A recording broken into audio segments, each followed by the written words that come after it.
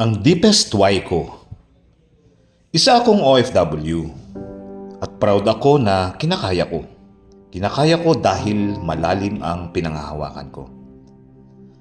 Ang deepest why ko na isang OFW ay madalas hindi ang sarili ko, kung hindi mga anak ko.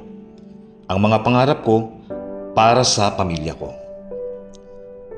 Ang makaahon sa madaming utang at makapagpundar ng negosyo na magsusustento sa aming mga pangangailangan. Mga anak na makitang makasuot ng toga ng tagumpay. Ngiting dulot nito ang taglay. Sa pakikipagsapalaran sa abroad ay tunay na pinaghahandaan. Handang maging matatag at matibay.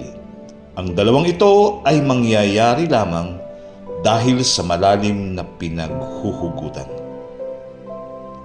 Ako ay OFW. Kaya ko. Kakayanin ko dahil malinaw ang inspirasyon ko. My family is my life, and everything else comes second as far as what's important to me.